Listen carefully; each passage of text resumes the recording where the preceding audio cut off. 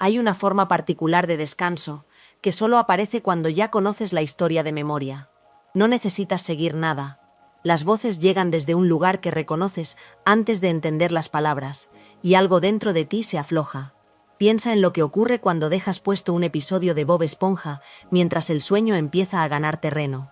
La risa aguda de la esponja, el murmullo cansado de Calamardo, el burbujeo del agua sobre fondo de bikini, todo eso deja de ser una serie que miras y se convierte en un cuarto conocido en el que ya has dormido 100 veces. En ese estado a medio camino, entre estar despierto y no estarlo, la memoria hace casi todo el trabajo. No hay sorpresa, y por eso no hay sobresalto. Solo la certeza suave de que sabes hacia dónde va cada frase. Esta serie, nacida de la mano de un antiguo profesor de biología marina llamado Stephen Hillenburg y estrenada un 1 de mayo de 1999, lleva tanto tiempo acompañando a la gente que sus personajes se han vuelto familiares de una manera que pocas ficciones logran. Y esos personajes tienen historias. Lo que esta noche vamos a recorrer, muy despacio, es qué fue pasando con cada uno de los rostros clásicos de fondo de bikini a lo largo de los años, cómo cambiaron, qué se dijo de ellos y hacia dónde los llevaron sus creadores cuando nadie miraba con demasiada atención. Bienvenido a Piñano. Aquí no hay prisa, ni nada que tengas que recordar por la mañana. Apaga la luz si todavía queda alguna encendida. Busca la postura en la que tu cuerpo por fin deja de pedirte algo. Deja que la voz siga sola, sin que tengas que sostenerla. Si en algún momento te pierdes, no importa, porque cada parte de esta historia se explica a sí misma y siempre podrás volver a encontrarla. Respira hondo una vez, sin forzar nada, y permite que el sonido te lleve poco a poco hacia el fondo tranquilo del sueño. Piensa por un momento en lo que significa que una serie animada envejezca. No los dibujos, que permanecen jóvenes y elásticos temporada tras temporada, sino todo lo que rodea a esos dibujos. Las manos que los crean, las voces que los prestan, las intenciones que cambian con los años. Bob Esponja se estrenó en Nickelodeon aquel 1 de mayo, y desde ese día hasta hoy, sus personajes clásicos no se han quedado quietos. Han cambiado de papel, de temperamento y, en algunos casos, de presencia misma. Este capítulo no trata de dónde vinieron esos personajes, sino de en qué se han convertido, y de por qué la respuesta es más melancólica de lo que un dibujo animado parecería permitir. Conviene empezar por el hombre que lo imaginó todo. Stephen Hillenburg no llegó a la animación desde la animación. Antes de crear al personaje más reconocible de la televisión infantil de las últimas décadas, fue profesor de biología marina en el Ocean Institute de Dana Point, en California. Esa formación no fue un detalle anecdótico de su biografía, sino la raíz literal de la serie. Muchos de los personajes y conceptos originales nacieron de un cómic educativo sin publicar que Hillenburg dibujó en 1989, titulado The Intertidal Zone, pensado para enseñar a sus estudiantes cómo era la vida en las pozas de marea. Piensa en lo que eso implica. Los seres que millones de niños conocieron como personajes de comedia empezaron su existencia como herramientas para explicar un ecosistema. La transformación de aquella intención, de material didáctico a mitología cultural, es el primer gran cambio de esta historia, y ocurrió antes de que la serie llegara siquiera a emitirse. Durante sus primeros años, el mayor cambio fue simplemente el de la escala. Una serie que podría haber durado 2 o 3 temporadas, siguió y siguió. El 11 de abril de 2012, con la emisión del episodio titulado Squiditis, que era el episodio número 173 de media hora, Bob Esponja superó a Rugrats y se convirtió en la serie más longeva de toda la historia de las Nicktoons. Ese dato tiene una cualidad extraña cuando uno se detiene en él. Superar a Rugrats no era vencer a un rival, sino tomar el relevo de un antecesor, ocupar el lugar que otra serie había definido. Y para que una serie llegue a ser la más longeva de su franquicia, algo tiene que haberle pasado a sus personajes por el camino. No se puede escribir a alguien durante 173 episodios, y muchos más después, sin que ese alguien se desplace, se ablande, se endurezca o se reinvente. La longevidad no es un premio neutral, es una presión. Y luego llegó la pérdida que lo cambió todo, no dentro de la ficción, sino detrás de ella. En marzo de 2017, Hillenburg reveló públicamente que le habían diagnosticado ELA, esclerosis lateral amiotrófica. Murió el 26 de noviembre de 2018, a los 57 años. Por lo que cuentan quienes trabajaban cerca de él, en sus últimos meses parece que ya no acudía tanto a las oficinas de animación de Nickelodeon, aunque esto nunca ha sido confirmado del todo por una fuente oficial. Detente en esa cifra por un momento. 3 meses.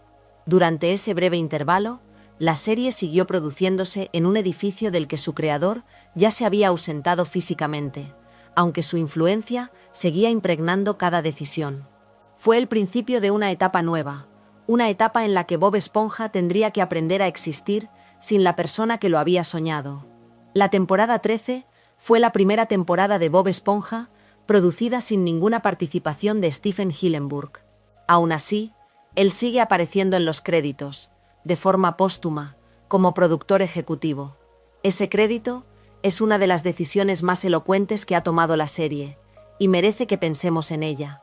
Un nombre en los títulos de crédito es normalmente una descripción de un trabajo hecho. Aquí funciona de otra manera. Es un reconocimiento, una promesa y, en cierto sentido, una brújula. Desde su muerte, Vincent Waller y Mark Ceccarelli han continuado como responsables de la serie, y Waller ha contado que el equipo todavía se pregunta, ante cada decisión creativa, ¿qué haría Steve? Piensa en lo que revela esa pregunta. Los personajes clásicos ya no responden solo a la mano de quien los inventó, sino al recuerdo de esa mano, a una imagen interior de lo que él habría querido. Es una forma de fidelidad, y también una forma distinta de escribir. Los personajes cambian, inevitablemente, porque quienes los cuidan ya no pueden preguntárselo directamente a su creador. Algunos personajes cambiaron de la manera más radical posible. Desaparecieron. Mermaid Man y Barnacle Boy, aquel dúo de superhéroes ancianos, estaban tan ligados a las voces que los interpretaban que perderlas equivalió a perderlos a ellos. Mermaid Man tenía la voz de Ernest Borgnine y Barnacle Boy la de Tim Conway. Tras la muerte de Borgnine, todavía se escuchó su voz, grabada de antemano, en un par de episodios que se estrenaron después, antes de que ambos personajes quedaran reducidos para siempre a apariciones sin diálogo. Conway, que desarrolló demencia y murió en 2019, nunca volvió al papel tras la desaparición de su compañero. Según el productor creativo Vincent Waller, ambos personajes han sido retirados de forma permanente de cualquier aparición de primera línea. Se les permite existir en una fotografía, en un juguete, en un cameo silencioso, pero no volverán a hablar ni a protagonizar una escena, y la serie no los reemplazará con actores que imiten aquellas voces. La decisión se tomó por respeto a Borgnine y a Conway. Piensa en la delicadeza de eso. En un universo donde cualquier cosa es posible, donde un personaje puede volver de entre los muertos por capricho de un guión, los responsables eligieron no hacerlo. Prefirieron el silencio de dos héroes a una imitación de ellos. Es, quizá, la forma más adulta de duelo que una serie infantil puede permitirse. Pero no todos los cambios fueron pérdidas. Algunos personajes ganaron algo que no tenían al principio, y el caso más curioso es el de un pez que ni siquiera tenía nombre. Durante años, un personaje de fondo aparecía de forma recurrente solo para sufrir alguna desgracia y gritar su frase, «mi pierna». Los fans, al no conocer su nombre, lo bautizaron Fred. La serie escuchó ese bautismo popular y lo hizo oficial. En un episodio titulado precisamente My Leg, aquel pez de fondo que ya llevaba años llamándose Fred, se convirtió por fin en el protagonista de su propio episodio, que se abre con un montaje de todos sus accidentes anteriores. Piensa en lo que ocurrió ahí. Un elemento decorativo, una broma repetida sin identidad, ascendió a la categoría de personaje porque el público decidió que importaba. El cambio no vino de arriba, sino de abajo, del cariño de quienes veían la serie. Es lo contrario de la retirada de aquel dúo de superhéroes ancianos. Allí, dos personajes se apagaron con respeto. Aquí, uno se encendió por afecto. El cambio más sutil, y quizá el más revelador, es el que ocurre no en la presencia de un personaje sino en su alma. El escritor Mr. Lawrence, cuyo nombre real es Doug Lawrence, es la persona a la que se atribuye el haber dado profundidad a Plankton a lo largo de la serie, y ha descrito con precisión lo que buscaba. Ha dicho que las frustraciones de Plankton son reconocibles para cualquiera, aunque sus aspiraciones de dominar el mundo no lo sean. Con los años, se produjo un desplazamiento deliberado hacia un retrato más comprensivo de este personaje, mientras que, en las temporadas más recientes, Mr. Krabs fue escrito como una figura cada vez más detestable. Detente a considerar esa inversión moral. Al principio, la geometría era sencilla. Un villano pequeño y ambicioso intentaba robar una fórmula a un empresario simpático. Con el tiempo, esa simpleza se agrietó. El villano se volvió alguien cuya rabia entendemos, aunque no compartamos su meta, y la víctima se volvió alguien cuya avaricia nos incomoda. No es que los personajes cambiaran de bando, es que la serie cambió el modo de mirarlos, y al hacerlo, nos pidió que cambiáramos el nuestro. Y ahí está, en esencia, el marco de todo lo que veremos en los capítulos siguientes. Bob Esponja empezó como un cómic educativo sobre pozas de marea, se convirtió en la serie más longeva de su franquicia, sobrevivió a la muerte de su creador y aprendió a preguntarse qué habría querido él. Por el camino, algunos de sus personajes clásicos se apagaron para siempre por respeto, otros nacieron de la nada por el cariño del público y otros más se transformaron por dentro hasta que el bueno y el malo intercambiaron parte de su peso. Ninguno de esos cambios fue accidental. Cada uno responde a una decisión, a una pérdida o a un afecto. Y todos juntos cuentan la misma historia, la de una serie que, sin dejar de ser un dibujo animado, ha tenido que aprender lo que significa durar. Recuerda al Bob Esponja que llama a la puerta del crustáceo cascarudo en el primer episodio de la serie, el que lleva por título Se busca empleado. Antes de tocar, ensaya con Patricio las razones por las que merece el trabajo. Recita sus méritos con una seriedad casi conmovedora, y entre ellos menciona haber fabricado una espátula con palillos de dientes en la clase de carpintería. No hay burla en ese momento, ni el gesto tonto que más tarde asociaremos con el personaje. Hay determinación, esfuerzo, el nerviosismo honesto de alguien que quiere de verdad una cosa y ha preparado su argumento. Ese Bob Esponja no es un chiste, es un aspirante. Lo que sigue en ese mismo episodio define, mejor que cualquier análisis, quién era el personaje al principio. El señor Cangrejo, que no piensa contratarlo, lo envía a un recado que se entiende como imposible. Le pide que traiga una espátula hidrodinámica con accesorios de babor y estribor y propulsión turbo. La orden es una manera elegante de deshacerse de él, una tarea diseñada para que nunca vuelva. Pero Bob Esponja no capta la trampa. La toma al pie de la letra, con toda la fe del mundo, y regresa habiendo conseguido exactamente ese objeto absurdo. Su literalidad no es estupidez, es una forma de inocencia tan pura que atraviesa el sarcasmo del adulto que intentaba manipularlo. Y esa misma cualidad es la que resuelve el episodio. Gracias a esa espátula imposible, Bob Esponja acaba rescatando al señor Cangrejo y a Calamardo, que se han subido a un poste dentro del propio crustáceo crujiente para escapar de una avalancha de anchoas hambrientas. El personaje ingenuo no solo sobrevive a la broma que le gastaron, la convierte en la solución. Su bondad y su credulidad, lejos de hacerlo víctima, lo vuelven el héroe involuntario de la historia.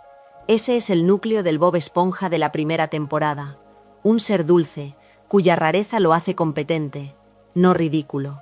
Conviene detenerse en cómo lo describe una fuente que ha catalogado con cuidado esta transformación. La página de TV Tropes, dedicada a lo que llaman flanderización, define al Bob Esponja de las 3 primeras temporadas como un excéntrico entusiasta, un soñador despistado y lleno de energía, alguien que vive en su propio mundo pero que funciona dentro de él. Es un personaje raro, sí, pero coherente. Su ingenuidad tiene lógica interna. Su alegría no molesta. Su torpeza, cuando aparece, viene de mirar el mundo con demasiada esperanza, no de una incapacidad de entenderlo. El término flanderización merece una explicación, porque es la lente de todo este capítulo. Nace de un personaje de otra serie animada, y describe un proceso muy concreto. Un rasgo secundario de un personaje se exagera con el tiempo, hasta que devora todo lo demás. Lo que era un detalle se convierte en la totalidad. Aplicado a Bob Esponja, según esa misma página, El proceso empieza hacia el final de la cuarta temporada y se vuelve mucho más visible en la sexta. El personaje se transforma y la descripción que se usa es dura. Pasa de ser aquel excéntrico entusiasta a convertirse en algo que definen como un ser gratuitamente insoportable, idiota y trastornado, un niño pequeño atrapado en el cuerpo de un adulto. Piensa en lo que significa ese cambio. La ingenuidad que antes resolvía problemas se convierte en un caos que los crea. La literalidad que le permitía traer una espátula imposible se transforma en una incapacidad para captar nada. La dulzura se vuelve estridencia. El personaje ya no habita su rareza con serenidad, sino que la exhibe a gritos. No se trata de que Bob Esponja se volviera menos protagonista. Se trata de que el corazón del personaje, esa mezcla de bondad y torpeza esperanzada, quedó sepultado bajo una versión más ruidosa y más tonta de sí mismo. Y no fue el único. La misma fuente señala que Patricio sufrió un desplazamiento paralelo. El amigo de pocas luces pero de buen corazón, el compañero fiel que acompañaba a Bob Esponja en sus aventuras, se fue convirtiendo en un personaje más egoísta y de peor índole. Su bobería, que al principio era ternura, se agrió. Los dos amigos que representaban una amistad limpia se transformaron a la vez, cada uno perdiendo la parte más amable de su naturaleza para quedarse con la más exagerada. La flanderización, según esta lectura, no tocó a un personaje aislado. Alcanzó a la relación entera que sostenía la serie. Hay un episodio de la quinta temporada que permite ver este momento intermedio con claridad, porque conserva algo del alma vieja mientras asoma ya la nueva. Se titula Miedosos sobre ruedas, tal como quedó bautizado en el doblaje latino de la serie. Empieza con Patricio atravesando de golpe la pared del dormitorio de Bob Esponja para enseñarle un anuncio de televisión.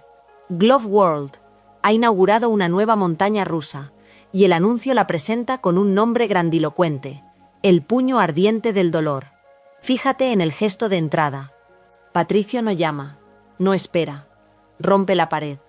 Es una imagen de comedia física más brusca, más caótica, más cercana al Patricio egoísta que la fuente describe que al amigo tímido de las primeras temporadas. Y sin embargo, lo que ocurre a continuación recupera algo genuinamente tierno.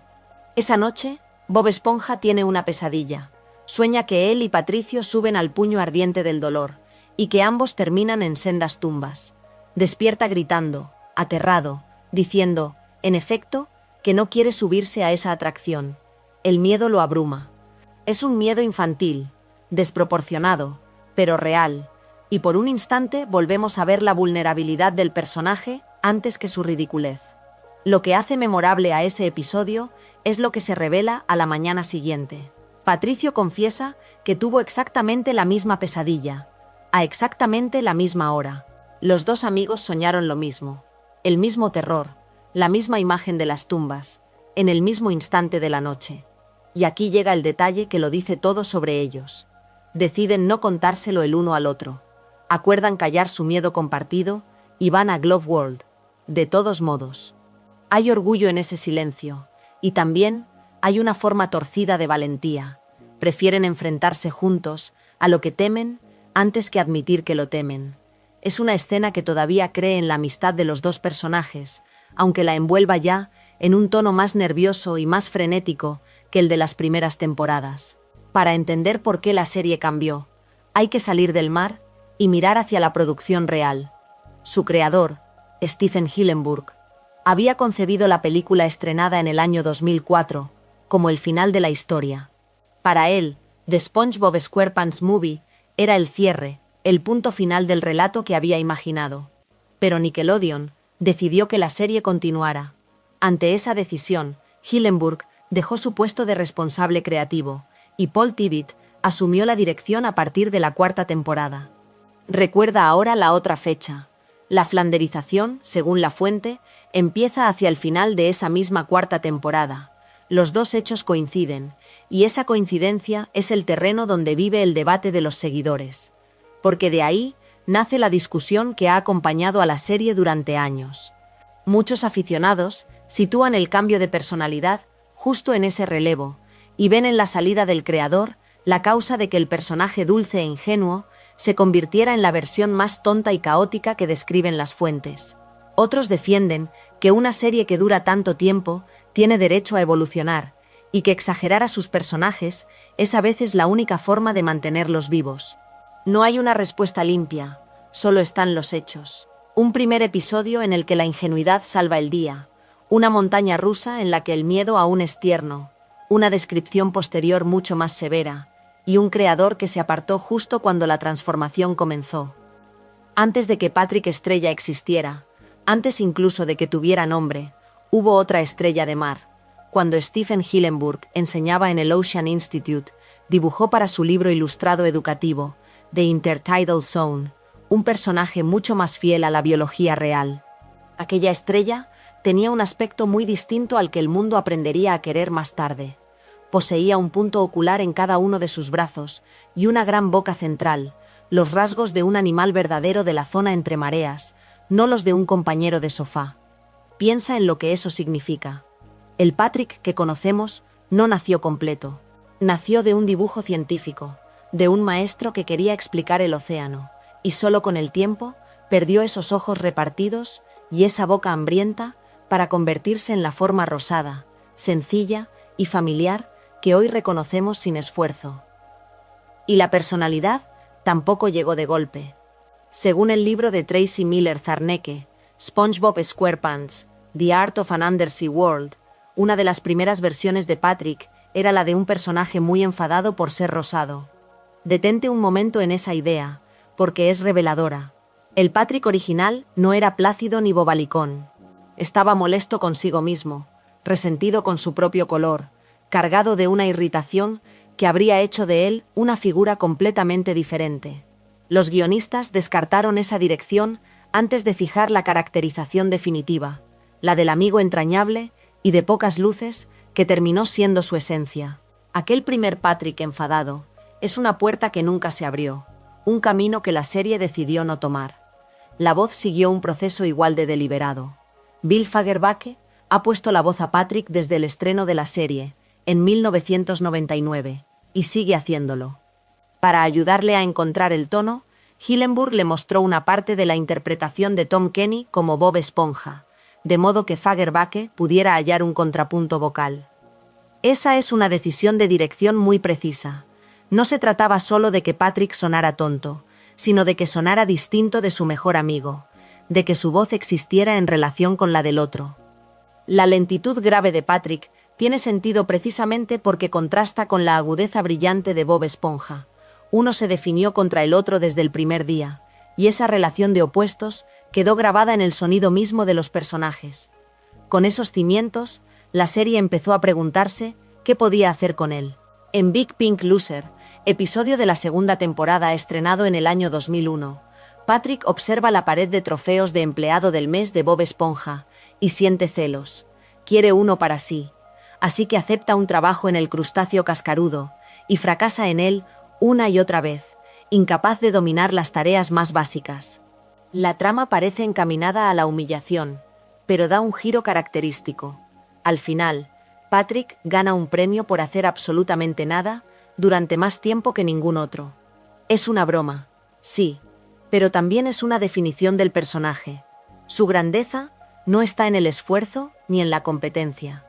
Está en su capacidad de existir sin ambición, de ser sin hacer, y la serie lo premia exactamente por aquello que lo hace incompatible con el mundo del trabajo.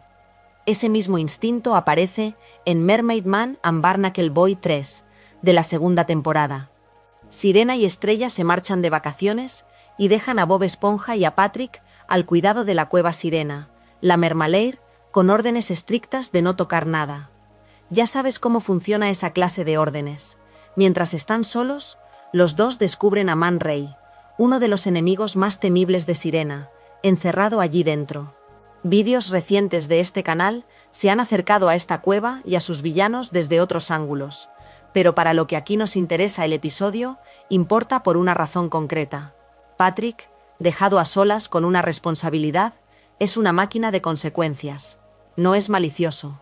Simplemente carece por completo del freno que impediría a cualquier otro tocar lo que no debe, y de esa carencia brota toda la trama. El guionista veterano de la serie, Kaz, ha descrito el enfoque de los escritores hacia Patrick con una fórmula memorable. No lo escribían simplemente tonto, sino, según sus palabras, tonto más allá de lo tonto, psicodélicamente tonto, llevando cada situación hasta su conclusión ilógica. Detente en esa expresión, porque explica muchísimo. La tontería de Patrick no es un defecto que la trama tenga que rodear, es un motor. Cada vez que aparece, los guionistas se preguntan hasta dónde puede estirarse una premisa si se la libera de toda lógica, y Patrick es el personaje que les permite llegar hasta ese extremo. Es la licencia de la serie para desafiar el sentido común sin pedir disculpas, la garantía de que ninguna idea es demasiado absurda para explorarse hasta el fondo. Pero la serie también sabía que un personaje puramente tonto tiene un límite emocional, y por eso llegó Patrick Smartpants, episodio de la 4ª temporada, estrenado en 2005. Aquí, un fragmento de coral cerebral se adhiere a la cabeza de Patrick en lugar de la suya propia, y de pronto se vuelve un genio. Es la inversión total del personaje. El que nunca entendía nada, ahora lo entiende todo, y el episodio podría haberse quedado ahí, disfrutando de la novedad. En cambio va más hondo. Un Patrick inteligente resulta ser un Patrick más frío, más distante, alguien que ya no encaja del todo con Bob Esponja. La solución llega cuando Bob Esponja le devuelve su cabeza original, y Patrick recupera su antigua personalidad. Lo decisivo es que elige hacerlo. Prefiere la amistad antes que la inteligencia. Piensa en el peso de esa elección. La serie está diciendo, sin subrayarlo, que la tontería de Patrick no es una carencia que él sufra, sino algo unido a su capacidad de querer, a su lealtad, a su manera de estar cerca de otro. La inteligencia lo alejaba, la torpeza lo devolvía a casa. Hay una simetría hermosa entre esos dos episodios.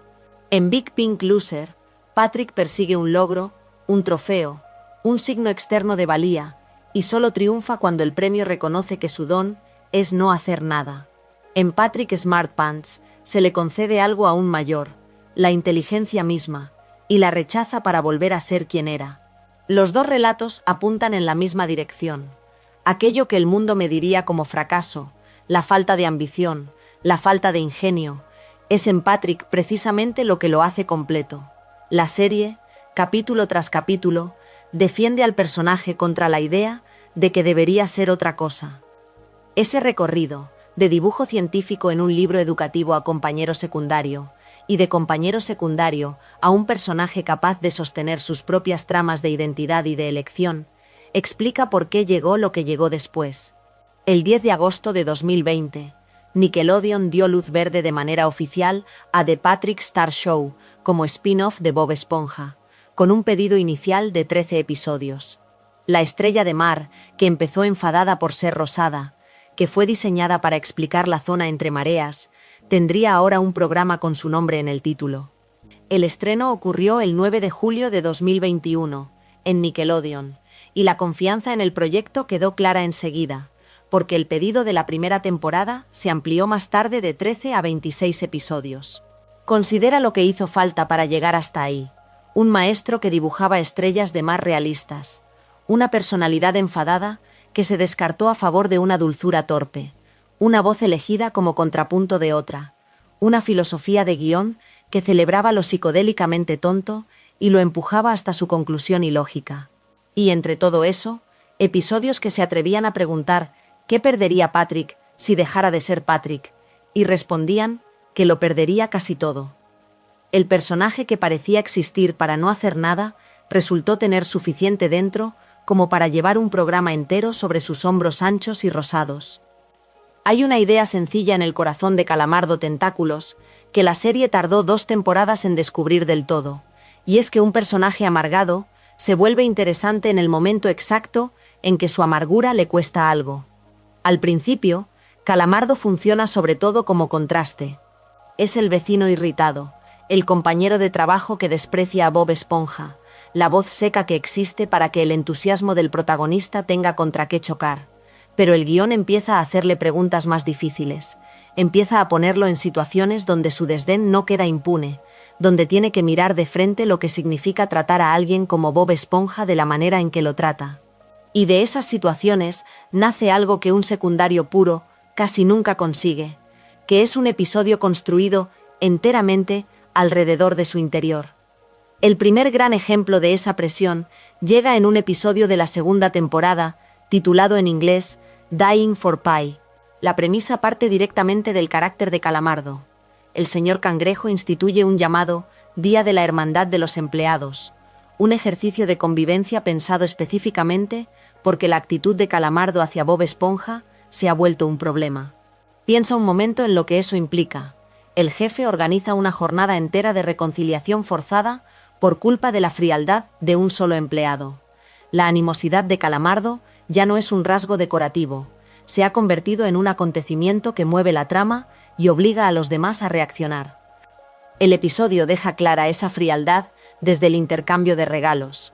Bob Esponja le entrega a Calamardo un suéter tejido con sus propias pestañas, un gesto que combina lo tierno y lo grotesco de una forma que solo esta serie se atreve a intentar. Calamardo se lo devuelve a la cara con desprecio, quejándose de lo incómodo que es.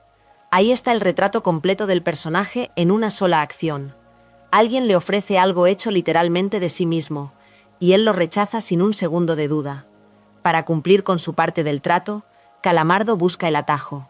Compra un pastel a unos piratas, sin darse cuenta de que en realidad es una bomba, porque toma su advertencia por una broma. Lo que sigue es una de las inversiones morales más limpias de toda la temporada. Calamardo entrega ese pastel al señor Cangrejo como si fuera el regalo de Bob Esponja. Incluso ha escrito ya la tarjeta, dirigida a Bob Esponja, antes de que nadie descubra lo que el pastel contiene. Y cuando la verdad sale a la luz, cuando cree que Bob Esponja se ha tragado la bomba y que le quedan solo unas horas de vida, Calamardo queda horrorizado. Se siente directamente culpable de haber puesto a Bob Esponja en peligro. Fíjate en el mecanismo del guión. Toda la crueldad acumulada del personaje se le devuelve en forma de responsabilidad. El desprecio que mostró al principio del episodio se transforma, sin previo aviso, en un peso que no puede soltar. De esa culpa nace la parte más reveladora del episodio. Calamardo se promete a sí mismo hacer memorables las horas que le quedan a Bob Esponja, y para lograrlo recorre la llamada lista de amistad de Bob Esponja, cumpliendo una a una las actividades que hay en ella. Entre ellas está dejar que Bob Esponja le practique una operación a corazón abierto de mentira. El personaje que devolvió un suéter por incómodo, ahora se somete a las fantasías de su vecino sin protestar, porque cree que le debe eso y mucho más. La última actividad de la lista es contemplar juntos el atardecer, que es precisamente el momento en que el señor Cangrejo había predicho que la bomba estallaría. Calamardo construye un muro de ladrillos para protegerse, y aún así sigue adelante con el plan, empujado por la culpa hasta el final. Es difícil imaginar una prueba más pura del cambio de un personaje. Está aterrado, se protege, y de todos modos se queda. Si ese episodio demuestra que Calamardo puede sostener una carga emocional, otro de la misma temporada demuestra que puede sostener un episodio entero como protagonista absoluto. Se llama en inglés Band Geeks, se emitió el 7 de septiembre de 2001, y es un relato construido por completo alrededor de su orgullo herido. Calamardo forma una banda de música para probarse a sí mismo frente a su rival, Squilliam Fancyson, y el episodio marca la primera aparición de ese rival, una figura que volvería una y otra vez a lo largo de la serie. La existencia misma de Squilliam dice algo sobre Calamardo. Necesitaba un espejo, alguien que representara todo lo que él creyó que sería y no fue, para que su ambición tuviera forma. El episodio avanza hacia una actuación de la canción Sweet Victory que termina en triunfo, con Squilliam desmayándose de la impresión al ver lo que Calamardo ha logrado. Como pieza de guión, es una redención completa dentro de un solo capítulo. El personaje que suele fracasar, que suele quedar humillado, aquí gana de la manera más rotunda posible, y lo gana frente al único público cuya opinión le importa. No sorprende que Band Geeks figure de forma habitual entre los mejores episodios de toda la serie. En 2007, durante el maratón de Nickelodeon titulado The 100 Greatest Nicktoon Episodes, fue votado como el número 1 de todos. Advierte lo que significa ese reconocimiento. De todos los episodios de todas las series de dibujos animados de la cadena, el que más resonó fue uno centrado en la ambición frustrada de un pulpo malhumorado. La amargura de Calamardo, tratada en serio, resultó ser uno de los materiales narrativos más poderosos que tenía la serie. Con el paso de las temporadas, esa centralidad se vuelve un recurso al que la serie regresa con confianza, y a veces lo usa para invertir por completo lo que sabemos del personaje. En un episodio de la quinta temporada, de 2007, titulado en inglés Breath of Fresh Squidward, la serie construye un capítulo entero alrededor de su personalidad, pero lo hace quitándosela. Después de que la valla de seguridad de su casa le da una descarga, Calamardo se vuelve permanente e inquietantemente amable. Y aquí está el giro que revela lo bien que la serie entiende a su propia criatura. Esa amabilidad nueva no le causa problemas a él, se los causa a Bob Esponja y a Patricio. El mundo se ha ordenado alrededor de la mala cara de Calamardo hasta tal punto que su bondad repentina funciona como una amenaza. Ese detalle es más fino de lo que parece a primera vista.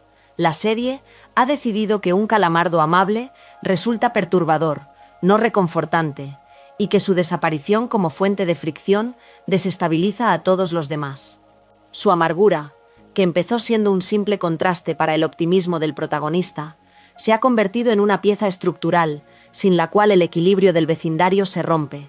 Recorre el arco completo y verás la trayectoria con claridad. Un secundario cuyo desdén molestaba a Bob Esponja se vuelve un personaje capaz de cargar con culpa real, luego un protagonista capaz de encabezar el episodio más celebrado de la serie, y por último una fuerza tan definida que la serie puede jugar a arrancársela y observar el desastre que provoca.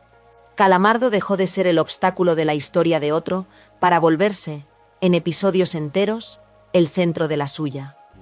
Hay un tipo de historia que no vive dentro de una serie, sino alrededor de ella, en los márgenes, en los foros, en las noches de quienes ya conocen cada episodio y buscan algo que la serie nunca les dio. Con Calamardo ocurrió exactamente eso. El personaje que millones conocen como el vecino amargado, el cajero resignado, el clarinetista sin talento, adquirió en cierto momento una segunda vida que Nickelodeon jamás escribió. Esa segunda vida nació el 6 de abril de 2010, cuando alguien, de forma anónima, publicó un texto en el tablón paranormal de un foro de internet llamado 7chan, en la sección conocida como X. No era un episodio, no era una teoría sobre el canon, era una creepypasta, y su título, con el tiempo, sería Squidward's Suicide, el suicidio de Calamardo, también recordada por dos palabras que la acompañarían siempre: Red Mist, niebla roja. Repara en la forma que eligió esa historia para contarse. No se presenta como ficción, se presenta como testimonio. La voz que narra afirma haber sido, en 2005, un practicante en los estudios de Nickelodeon, alguien de dentro, alguien con acceso. Y desde esa posición cuenta que presenció una copia final, no autorizada, profundamente perturbadora, de lo que supuestamente iba a ser el estreno de la cuarta temporada. El relato añade un detalle que le da un aire de autenticidad casi burocrática.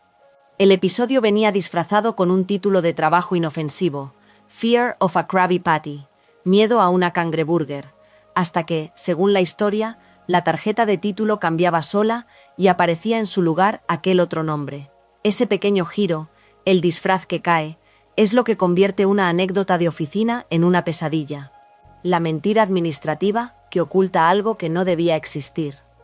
Conviene entender que esta historia no surgió de la nada. Formaba parte de un molde que ya existía, un subgénero con reglas propias. Antes de Calamardo, hubo otras dos piezas que marcaron el camino. Una se llamaba Suicide Mouse, el ratón suicida, conocida por el nombre de un archivo, suicidemouse.avi. La otra se llamaba Dead Bart, Bart muerto.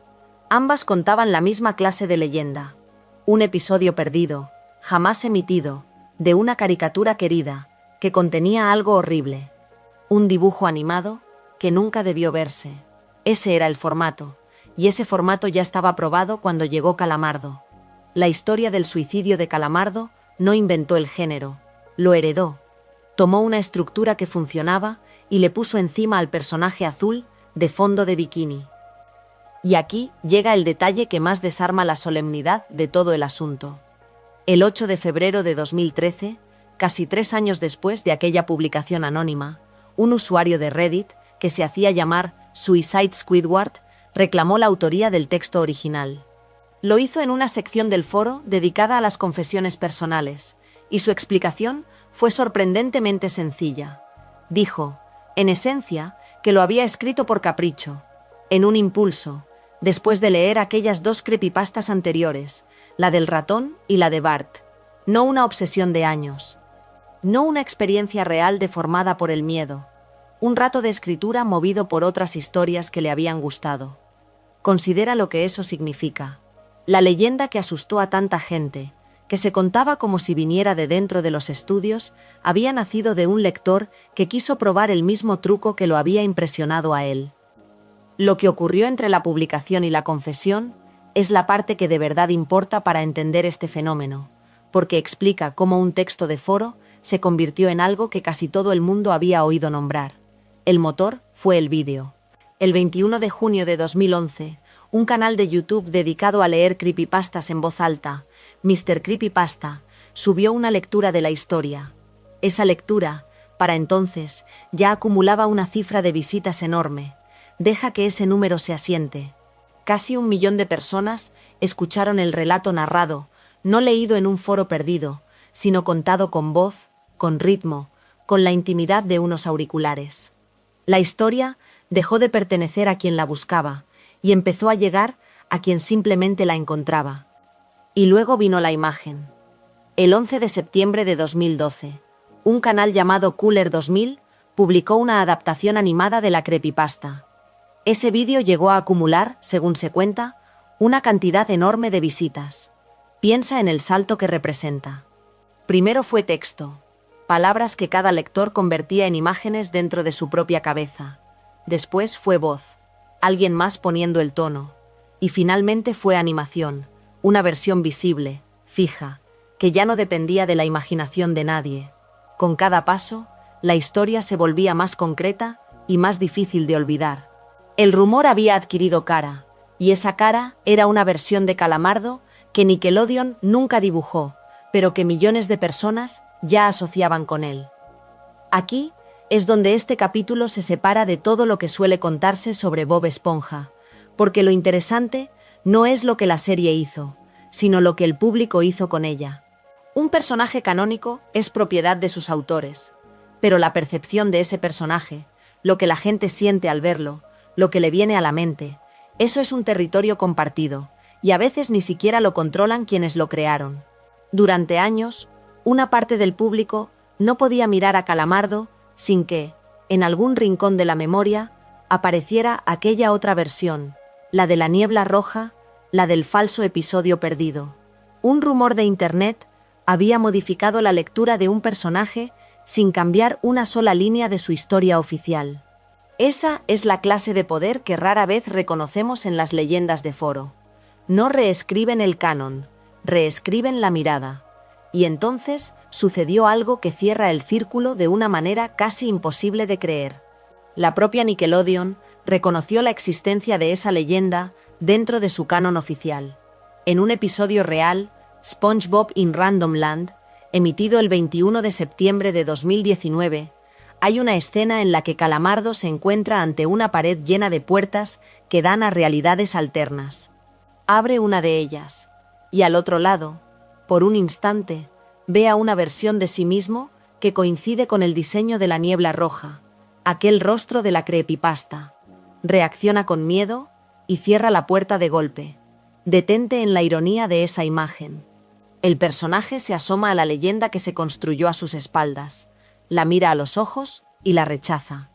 La serie oficial le hizo un guiño a la ficción que el público había levantado a partir de ella, y lo hizo poniendo al propio Calamardo a temerla. Ese guiño, sin embargo, no sobrevivió intacto. A partir de las emisiones en el Reino Unido e Irlanda, y más tarde en las emisiones de Estados Unidos en noviembre de 2019, aquel breve cameo del Calamardo de la niebla roja fue eliminado por razones de normas y prácticas de emisión, lo que en televisión se conoce como estándares y prácticas.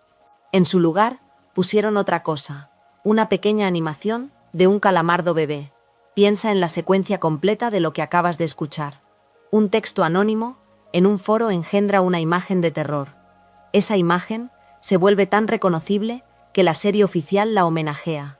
Y después, la propia cadena decide que esa imagen es demasiado, y la borra, y la sustituye por una versión tierna, inofensiva, la más lejana posible del rostro que un desconocido inventó en 2010. La leyenda entró en el canon por una puerta y fue expulsada por otra, dejando en su lugar a un bebé. La avaricia de Mr. Krabs no nació de golpe. Al principio era casi un rasgo de comedia, un detalle entre muchos, algo que se dejaba caer y se retiraba con rapidez. Piensa en aquella escena temprana, en la primera temporada, cuando llega la hora de cerrar el Krusty Krab. Suena el teléfono, un último cliente, y Squidward, cansado, hace lo razonable. Intenta decirle a quien llama que el restaurante ya está cerrado.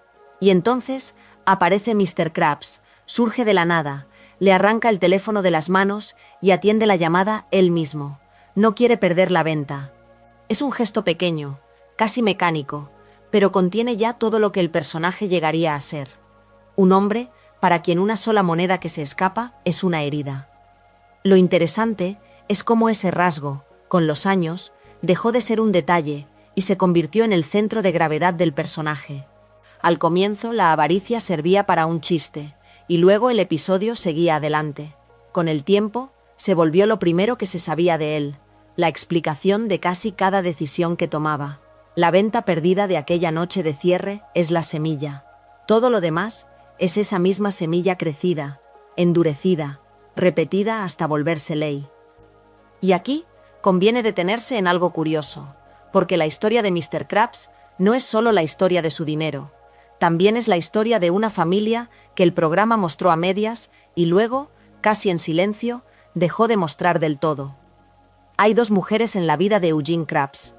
Una apareció y fue desapareciendo, la otra nunca apareció en absoluto. Empecemos por la que sí vimos. La madre de Mr. Krabs, Betsy Krabs, a quien el programa llama Mama Krabs, hizo su primera aparición en la segunda temporada, en el episodio titulado Sailor Mouth. Nota lo que significa que un personaje tan definido por el dinero tuviera, de pronto, una madre. Le daba raíces. Sugería que en algún lugar de su historia había alguien ante quien seguía siendo un hijo, alguien que lo precedía y lo explicaba. Durante un tiempo el programa pareció interesado en esa idea. Hay un detalle de producción que vale la pena guardar, porque dice algo sobre cuánto peso se le daba al personaje. En sus dos primeras apariciones, Mama Krabs fue interpretada por Paul Tibbitt, uno de los hombres del propio equipo. Era una voz prestada, provisional, la clase de arreglo que se hace cuando un personaje todavía no es lo bastante importante como para merecer su propia actriz. Eso cambió más adelante. A partir del episodio Enemy in Law, el papel pasó a manos de la actriz de voz Sirena Irwin. Recibir una voz definitiva es, en cierto modo, una promoción. Es el programa diciendo que este personaje se queda, que vale la pena cuidarlo. Y durante un tramo, así fue. Si sigues las apariciones confirmadas de Mama Krabs, encuentras una lista que dibuja una presencia real, no constante, pero real. Está en Sailor Mouth, donde empezó.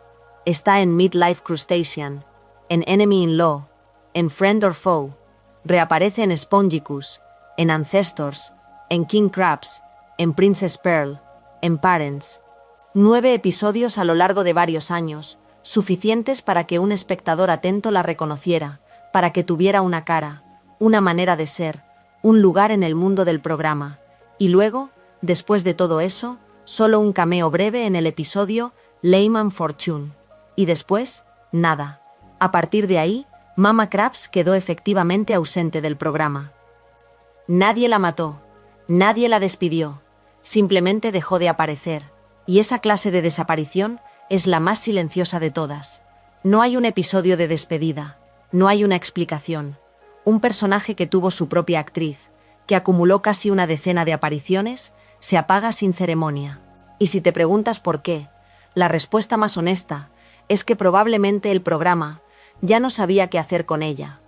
La familia de Mr. Krabs Había servido para unos cuantos episodios, y luego el interés se agotó, mientras la avaricia, en cambio, nunca se agotaba. Siempre había un chiste más que sacarle a un cangrejo que ama el dinero. Rara vez quedaba otro que sacarle a su madre. Pero si la madre se desvaneció poco a poco, hay una figura que nunca llegó siquiera a aparecer, la esposa de Mr. Krabs, la madre de Pearl, a quien el programa menciona como Mrs. Krabs, y esto es lo notable. En toda la serie, en todos estos años, esa mujer no ha sido mostrada en pantalla ni una sola vez.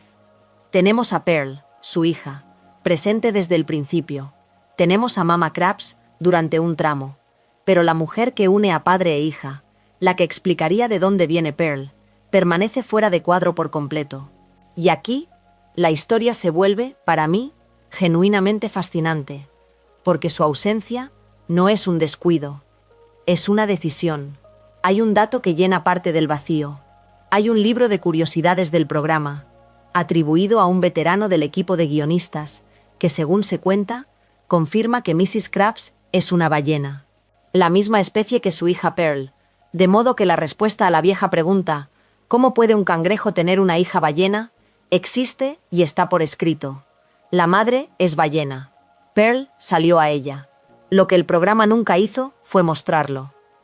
Ese silencio venía de arriba. El creador de la serie, Stephen Hillenburg, se negó deliberadamente a revelar la identidad o la apariencia de Mrs. Krabs a lo largo de toda la serie. Según se ha contado, creía que era más gracioso que la madre de Pearl siguiera siendo un misterio. Piensa en la disciplina que eso exige. No es que se olvidaran de ella. Es que alguien, con autoridad, decidió una y otra vez, episodio tras episodio, temporada tras temporada, dejarla en la oscuridad, porque la oscuridad misma era el chiste, una pregunta sin respuesta que el programa se permitía no responder nunca. Y hubo un momento en que esa disciplina pudo haberse roto. Circula entre los fans la idea de que, durante la época de la quinta temporada, se llegó a esbozar el esquema de un episodio de doble duración pensado para revelar el origen de Pearl y la identidad de su madre. Existió sobre el papel. Alguien lo imaginó, lo bosquejó, lo puso en marcha. Según se cuenta, quedó archivado por la desaprobación de Hillenburg, y nunca se completó ni se emitió. Detente un segundo en eso. Estuvo cerca. El programa tuvo en las manos la ocasión de mostrar por fin a Mrs. Krabs, de cerrar la pregunta, y el propio creador prefirió guardarla. El misterio le importaba más que la respuesta. La constancia de esa decisión es casi conmovedora si la miras de cierto modo. Ha pasado tanto tiempo, han cambiado tantas manos en la producción, y sin embargo la madre de Pearl sigue sin aparecer ni siquiera en la serie derivada, la precuela titulada Camp Coral, SpongeBob's Under Years. Una precuela es, por naturaleza, el lugar donde se cuentan los orígenes, donde se rellenan los huecos del pasado. Y aún ahí, en el programa cuya razón de ser es mirar hacia atrás, Mrs. Krabs permanece invisible. El silencio sobrevivió a su propio autor, así que observa la forma completa que dibuja este capítulo. Un rasgo, la avaricia, que empieza como un detalle en una llamada de cierre y crece hasta devorar la identidad del personaje. Y una familia que sigue el camino contrario. Una madre que aparece, recibe una voz propia, acumula un puñado de episodios y luego se apaga sin ruido. Una esposa que nunca aparece, que existe solo en un libro y en una decisión firme de no mostrarla. El dinero se quedó porque siempre daba más. La familia se fue porque, tarde o temprano, dejó de darlo. Imagina a Plankton como una figura fija. Durante temporadas enteras, su papel fue casi mecánico. Aparecía, tramaba, fracasaba, se retiraba. Un villano de un solo tornillo, cuyo único deseo era la fórmula secreta del Krabby Patty y cuya única función narrativa era perder. Pero la serie, con el paso de los años y de las películas, hizo algo más interesante con él. Le fue dando profundidad, familia y en ocasiones incluso redención. Este capítulo sigue ese movimiento lento, ese giro de un personaje plano hacia algo que se parece más a una persona. Conviene empezar por el origen del rencor, porque sin él, la redención no significa nada. En el estreno de la quinta temporada, un episodio titulado Friend or Foe, que se emitió en abril de 2007. La serie retrocede en el tiempo mediante un flashback y revela algo que reordena todo lo que creíamos saber. Mr. Krabs y Plankton no siempre fueron enemigos. Nacieron el mismo día. Fueron, de niños, los mejores amigos. Todo el odio posterior, todas las incursiones nocturnas al Krusty Krab, todas las trampas y los disfraces, brotaron de una ruptura, una pelea por dinero y por una hamburguesa que terminó con la amistad y que, en el mismo gesto, dio nacimiento al Krabby Patty. La receta que Plankton persigue con tanta desesperación fue creada en el momento exacto en que lo perdió a él. Y aquí la serie hace algo que rara vez se le reconoce. En Friend or Foe, Mr. Krabs y Plankton le cuentan a Bob Esponja cada uno su propia versión de la historia. Los papeles se invierten según quien habla. En el relato de uno, fue el otro quien provocó la pelea final que acabó con la amistad. En el relato del otro, ocurre exactamente al revés. La serie no nos entrega una verdad limpia, nos entrega dos memorias que no coinciden y nos deja con la incomodidad de no saber cuál creer. Es un recurso adulto, casi novelístico, para un dibujo animado sobre una esponja. Sugiere que el rencor no vive en los hechos, sino en cómo cada uno se cuenta a sí mismo lo que pasó. Plankton, desde este episodio, deja de ser un villano de nacimiento. Se convierte en un amigo herido que no supo perdonar. Con esa base, los fracasos semanales de Plankton adquieren otra textura. Consideremos un episodio de la 9ª temporada, Plankton's Good Eye. Aquí Plankton vuelve a su rutina de siempre. Quiere ver la combinación de la caja fuerte en la oficina de Mr. Krabs, y para colarse se esconde dentro de un frasco de pepinillos. El plan es de una modestia casi conmovedora, y fracasa de la manera más humillante posible, porque Mr. Krabs lo confunde con un pepinillo y se lo come. Mira lo que eso significa como imagen. El enemigo jurado, tantas veces temido en la retórica de la serie, es tan pequeño que puede ser tragado por accidente, sin siquiera ser reconocido. La derrota de Plankton no es siquiera un enfrentamiento, es un descuido ajeno. El mismo episodio, sin embargo, esconde una idea más profunda de lo que su premisa tonta deja ver. Karen, su esposa computadora, le dice a Plankton que necesita un segundo ojo para tener percepción de profundidad, porque con uno solo no logra leer la combinación con claridad. El problema de Plankton, literalmente, es que no ve bien el mundo. Le falta una dimensión, y para conseguir ese ojo, hace algo que retrata su crueldad casual. Manipula a Bob Esponja para hacerlo llorar, inventándole una historia triste y falsa sobre leche derramada, y recoge las lágrimas de Bob Esponja para usarlas en su máquina de trasplante de ojos. Es una maldad menor, doméstica, pero reveladora. Plankton no roba oro, roba llanto, y entonces el episodio da su vuelta más hermosa. El ojo nuevo, crecido a partir de una lágrima de Bob Esponja, hace que Plankton perciba el mundo con la ingenua alegría de Bob Esponja. Con ese ojo prestado, se detiene a admirar el paisaje en lugar de robar la fórmula secreta. Detente en esa imagen antes de seguir. El villano, equipado por primera vez con la mirada de la bondad, pierde por completo el interés en su crimen.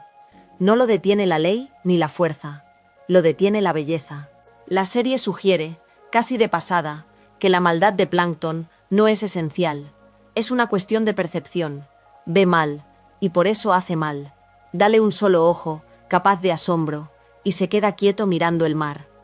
Las películas tomaron esa semilla y la hicieron florecer. En The SpongeBob Movie, Sponge Out of Water, de 2015, ocurre algo que habría sido impensable en las primeras temporadas. Plankton se alía con Bob Esponja. Los dos trabajan juntos para probar la inocencia de Plankton y recuperar la fórmula secreta del Krabby Patty, que ha sido robada por el pirata Burger Beard. El eterno ladrón se convierte en la víctima de un robo mayor, y el eterno enemigo se convierte en compañero de aventura. La lógica del villano semanal se suspende. Para arreglar el mundo, Bob Esponja y Plankton tienen que confiar el uno en el otro. Y la película le concede a Plankton algo que la serie casi nunca le había dado: un momento heroico. En la batalla final, Con poderes concedidos por un delfín que viaja en el tiempo, Plankton levanta el barco de Burger Beard y ayuda a salvar al grupo. Piensa en la distancia recorrida.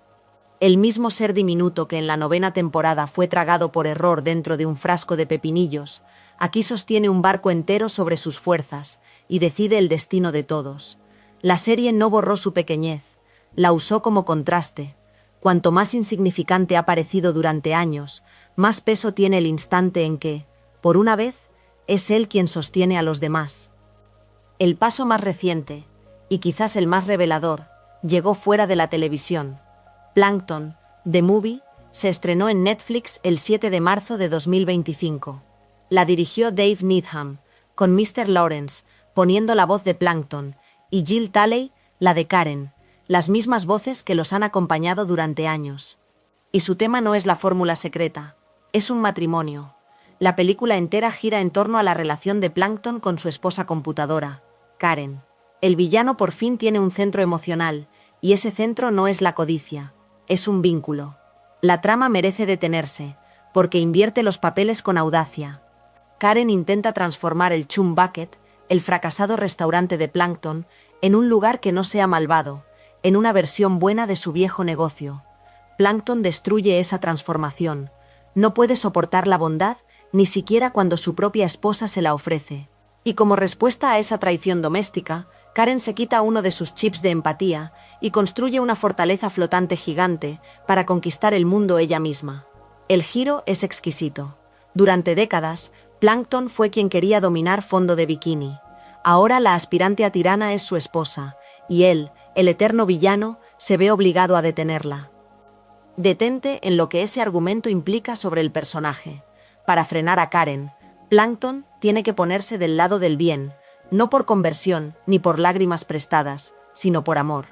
El chip que Karen se arranca es de empatía, y su ausencia la vuelve capaz de conquistar el mundo. La película sugiere, con una claridad que la serie solo insinuaba, que la diferencia entre la maldad y la bondad puede ser una sola pieza dentro de uno, presente o retirada. Es la misma idea del ojo bueno de la 9ª temporada, ahora contada a la escala de un matrimonio y de una película entera. Así que el arco completo se dibuja solo. Un villano nacido de una amistad rota en la 5ª temporada. Un ladrón cuya maldad depende de un ojo que no sabe admirar el mundo, en la 9ª. Un aliado que levanta un barco para salvar a sus enemigos, en 2015. Y por fin, en 2025, un esposo que debe salvar el mundo de la persona que más ama. Plankton dejó de perder siempre. Aprendió, muy despacio, a veces a pesar de sí mismo, a estar del otro lado. El mito comienza como todos los mitos, con una sensación antes que con un dato. En algún momento, después de que la película de 2004 llegara y pasara, una parte del público empezó a decir que Sandy Cheeks casi había desaparecido, que la ardilla del casco y el traje de buceo se había esfumado del pueblo submarino sin explicación. Es una impresión que suena verdadera, y sin embargo, cuando alguien se sentó de verdad a contar, el asunto se volvió más complicado de lo que la memoria sugería. En algún foro de aficionados dedicado a la serie, circula un hilo que se ocupa precisamente de esto, y que plantea que el mito de que Sandy ya casi no aparece, no resiste un conteo real. Su argumento es directo, y merece que lo pienses despacio, porque contradice justo lo que uno cree recordar. El hilo sostiene que la idea de un declive posterior a la película es inexacta. Según ese análisis, Sandy tuvo más apariciones importantes en cada una de las temporadas que siguieron al estreno de 2004 de las que había tenido en la 3ª temporada. Sopesa lo que eso significa. La temporada 3 pertenece al periodo que muchos consideran el corazón dorado de la serie, la época que la nostalgia protege con más fuerza. Y aún así, medida en presencia real, en escenas donde la ardilla lleva el peso de la historia, aquella temporada querida le daba menos espacio del que le darían los años supuestamente decadentes. La percepción y el conteo apuntan en direcciones opuestas. El caso se vuelve todavía más nítido cuando llegamos a la 8ª temporada. Según el seguimiento de apariciones compilado por aficionados y discutido en ese mismo foro, Sandy apareció en más episodios en la temporada 8 que en cualquier otra temporada de la serie principal. un buen número de episodios, según ese conteo, y más de la mitad de ellos apariciones mayores, no simples cameos de fondo. Detente en ese número un momento. La temporada 8 es tardía. Está muy lejos de los primeros años, muy adentro del periodo que el mito describe como el desierto de Sandy. Y es precisamente ahí, en ese tramo, donde el personaje alcanza su punto más alto de presencia en toda la historia del programa. El recuerdo dice que se marchó. El registro dice que nunca estuvo tan presente. Ahora bien, sería deshonesto contar solo esa mitad, porque el mito, como suele ocurrir, no nace de la nada. La discusión entre aficionados y en las wikis describe la temporada 12 como un momento en que la presencia de Sandy sí cayó de forma marcada. En esa temporada, la ardilla está en gran medida ausente. Aparece apenas en un puñado de episodios, y cuando aparece a menudo, comparte el foco en lugar de conducir la historia. Es un contraste real, y vale la pena sostener las dos ideas a la vez sin dejar que una borre a la otra. Hubo un pico tardío, en la temporada 8, y hubo también una caída posterior, en la temporada 12. La sensación de desaparición probablemente toma esa caída concreta y la extiende hacia atrás sobre todos los años, como si un solo tramo bajo pudiera teñir una década entera. Aquí es donde conviene ser especialmente cuidadoso, porque la explicación más difundida para todo esto es también la más frágil. Circula la idea de que el tiempo en pantalla de Sandy se redujo porque su traje de buceo era caro o difícil de animar, y de que los responsables de la serie lo habrían admitido. Busqué esa afirmación con atención. No pude localizar ninguna entrevista verificada, ningún tuit, ninguna declaración oficial de Vincent Waller ni de Mark Ceccarelli, los dos showrunners del programa, que atribuya la reducción de escenas de Sandy al costo o a la complejidad de animar su casco y su traje. No aparece en las entrevistas disponibles, no aparece en las redes sociales archivadas, no aparece en la cobertura de la prensa especializada en animación. La razón de producción que tanta gente da por sentada, sencillamente, no tiene una fuente que la sostenga. Eso no prueba que sea falsa, prueba algo más sobrio, que es que la estamos repitiendo sin cimiento. Y cuando uno mira lo que sí está documentado sobre cómo la industria trataba a este personaje, el retrato que emerge apunta casi en sentido contrario. Para la película de 2015, El Bob Esponja, un héroe fuera del agua, los ejecutivos de Paramount pidieron de manera específica que a Sandy se le diera un papel protagónico. La razón que se dio fue que se la consideraba más popular entre el público. Según se cuenta, en esa misma decisión se habrían recortado escenas de la señora Puff y de Perlita, por considerarlas menos populares. Piensa en la mecánica de eso. Si un traje fuera un lastre tan pesado para el presupuesto de la animación, resultaría extraño que el estudio eligiera justamente a esa ardilla para cargar con una película entera. La lógica comercial que conocemos la empujaba hacia el centro, no hacia los márgenes. Esa decisión, además, nació de una queja anterior. Los aficionados habían protestado porque Squidward, Sandy y el señor Krabs recibieron muy poco tiempo en la primera película, la de 2004. Esa crítica fue precisamente lo que informó la idea de ampliar el papel de Sandy en la secuela. Es un ciclo revelador. El público notó una ausencia, lo dijo, y la producción respondió dándole más, no menos. Cuesta cuadrar ese ciclo con la historia de un personaje silenciado por el costo de dibujar su casco. Queda un último hilo que ayuda a asentar todo lo demás. Caroline Lawrence ha puesto la voz de Sandy Cheeks de manera continua desde el estreno de la serie en 1999 hasta el presente. En los registros de producción y en las bases de datos de reparto disponibles no aparece ningún recambio del papel. La voz nunca se fue. A lo largo de todos los años del mito, de las temporadas altas y de la caída de la temporada 12, la misma actriz siguió respondiendo cada vez que la ardilla abría la boca. Sea lo que sea que le ocurrió a la presencia de Sandy en pantalla, no fue un abandono silencioso, ni una pérdida de la persona que le daba vida. Fue algo más irregular, más humano y menos limpio que la explicación que a todos nos gustaría creer. Resulta extraño que una escuela de manejo produzca, una y otra vez, no un accidente de tráfico, sino una condena judicial. La señora Puff apareció por primera vez en el episodio Boating School de la primera temporada, estrenado el 7 de agosto de 1999. Fue creada por Stephen Hillenburg y recibió su voz de Mary Jo Catlett, una actriz cuyo timbre le da a este personaje una paciencia que siempre parece a punto de agotarse. Desde su primera aparición quedó clara la premisa. Es la maestra, Bob Esponja es el alumno eterno, y entre ambos hay una distancia que nunca se cerrará. Lo que casi nadie recuerda con precisión es que, durante los primeros años del programa, esa distancia terminaba con ella tras las rejas.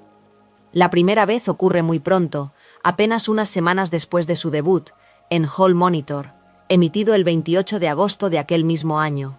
Aquí conviene mirar el mecanismo con cuidado, porque es más retorcido de lo que la memoria suele conservar.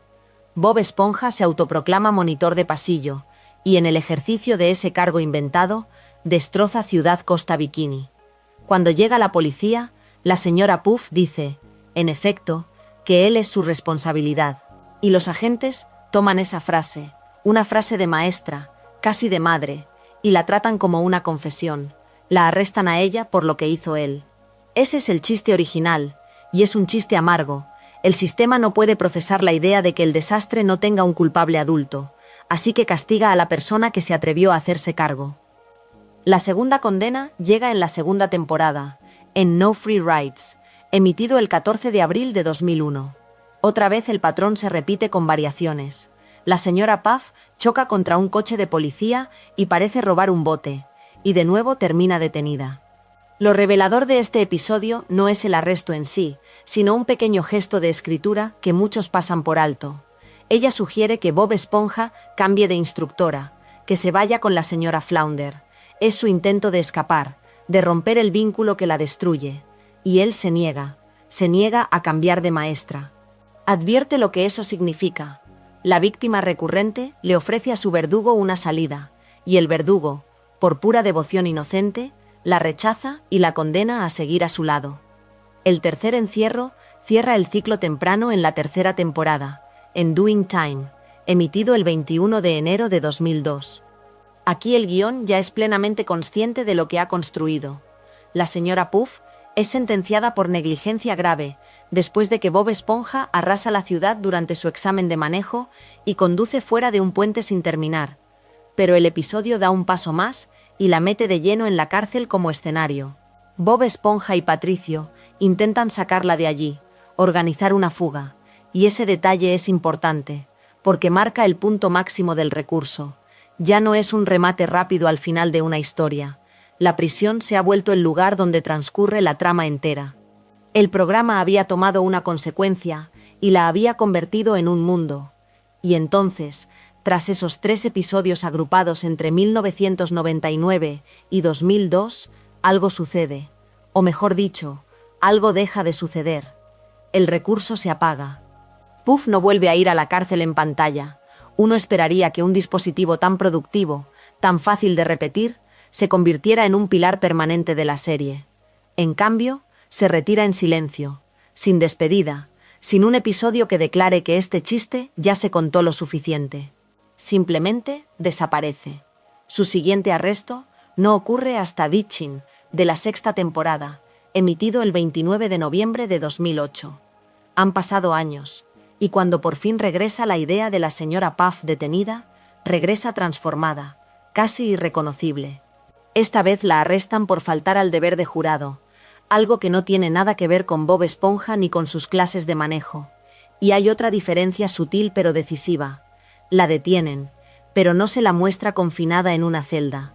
El programa recupera el arresto, pero abandona la prisión. Es como si conservara la letra del viejo recurso mientras dejaba morir su espíritu. Lo mismo ocurre en Summer Job, de la 7ª temporada, emitido el 23 de marzo de 2010. La señora Puff vuelve a ser arrestada, sí, pero ahora el motivo es tirar basura. Otra vez, ninguna conexión con Bob Esponja detrás del volante, ninguna catástrofe provocada por su alumno. El vínculo original, esa relación causal entre la torpeza del discípulo y la condena de la maestra, se ha cortado por completo. El personaje que antes iba presa por hacerse responsable de un desastre ajeno, ahora va presa por infracciones menores y personales, del tipo que le podría pasar a cualquiera. Y después de Summer Job, en 2010, incluso esa versión diluida se detiene. Pasan alrededor de 12 años sin un solo episodio en el que la señora Puff vaya a la cárcel. El recurso no reaparece hasta Potato Puff, de la 13ª temporada, emitido el 22 de abril de 2022. 12 años de silencio para una idea que en los primeros 3 años del programa había sido casi un ritual.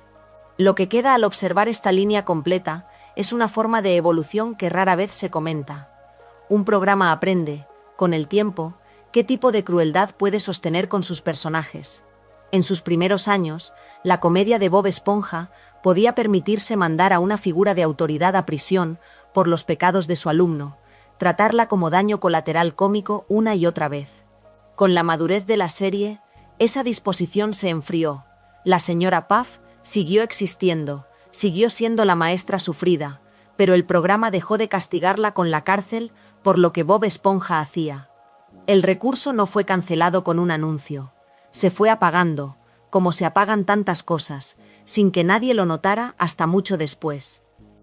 Repara en Pearl Krabs y en lo temprano que llegó. Aparece por primera vez en la primera temporada, en el episodio Squeaky Boots, emitido el 17 de septiembre de 1999 como parte de un programa doble junto a Sandy's Rocket. Es decir, casi desde el principio. No fue un personaje que la serie descubriera con los años, ni una idea tardía injertada en un universo ya formado. Estuvo allí en el 8º episodio, cuando Fondo de Bikini todavía se estaba dibujando a sí mismo, cuando el reparto aún se ordenaba. La hija ballena del cangrejo avaro es, en la cronología del programa, una de las primeras piezas colocadas sobre el tablero. Y desde ese primer momento, la interpreta la misma voz. Lori Alan ha sostenido el papel a lo largo de toda la vida de la serie, sin interrupción, sin relevo. Nota lo que eso significa.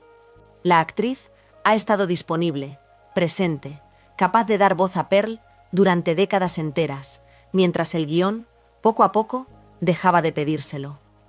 La continuidad estaba del lado de la intérprete. La ausencia vino desde otro lugar, desde las decisiones de qué historias contar y a quién colocar en el centro de ellas. En sus primeros años, Pearl no era decorado. Tenía episodios que giraban a su alrededor, o que al menos la necesitaban. En The Chaperone, emitido el 7 de febrero del año 2000, su cita para el baile de graduación la deja plantada, y Bob Esponja acaba ocupando el lugar del acompañante que no llegó. Detente en esa premisa un instante. Para que ese argumento funcione, Pearl tiene que importar. Su decepción tiene que pesar lo suficiente como para mover a otro personaje, para reorganizar una noche entera alrededor de su sentimiento. Es una adolescente con un plan, con una expectativa, con un corazón que puede romperse por algo tan pequeño y tan enorme como un baile. La serie, en aquel momento, estaba dispuesta a tratarla como alguien cuyas emociones merecían un episodio propio. Ahora avanza en el tiempo, hasta la 5ª temporada, y observa lo que ocurre, o más bien lo que deja de ocurrir. En toda esa temporada, Pearl no aparece físicamente en pantalla ni una sola vez. Su única presencia es una llamada telefónica a su padre en The Big Switch, el episodio emparejado con Goo Goo Gas, en el año 2007. Solo su voz. Y ni siquiera se le concede el recurso más básico para hacerla presente en una llamada: la pantalla dividida que mostraría los dos extremos de la conversación. No la vemos en su habitación, no la vemos sosteniendo el teléfono. Escuchamos un sonido que se supone que es ella, y confiamos en que lo sea. Un personaje que empezó entre los primeros 8 episodios queda reducido, temporada entera, a una vibración en el aire. Lo que hace ese caso, todavía más revelador, está en los materiales de producción. Algunos aficionados sostienen que los storyboards de The Big Switch habrían incluido en algún momento una escena más completa de Pearl en su cuarto, durante esa llamada, con una conversación más larga. Alguien la había dibujado. Alguien había pensado en cómo se vería, en qué diría, en cómo se movería mientras hablaba con su padre. Y luego esa escena se cortó del episodio emitido. La presencia de Pearl no desapareció por olvido ni por accidente. Existió en una versión del episodio, ocupó tiempo y espacio en la planificación, y después fue retirada. La ausencia, en este caso, fue una elección tomada sobre algo que ya estaba hecho. Habría sido fácil leer esto como un declive limpio y permanente, una línea que baja y no vuelve a subir. Pero la serie es más extraña que eso, porque después de haberla vaciado casi por completo, en ocasiones vuelve a colocarla en el centro, y lo hace de un modo que invierte por completo la jerarquía habitual del programa. En My Girl Pearl, de la 9ª temporada, emitido el 12 de marzo de 2016, el episodio gira enteramente en torno a ella y a un trabajo que consigue en el centro comercial. Y Bob Esponja, el personaje cuyo nombre lleva la serie, apenas aparece en un puñado de breves cameos. Es uno de sus papeles más pequeños en cualquier episodio. Pearl ocupa el espacio que normalmente le pertenece a él. Piensa en la simetría de eso. Durante temporadas enteras, Pearl fue la que se desvanecía hasta quedar reducida a una voz sin imagen. Y aquí, de pronto, es Bob Esponja quien se convierte en la sombra, en la figura que pasa por el borde del cuadro mientras la historia pertenece a otra.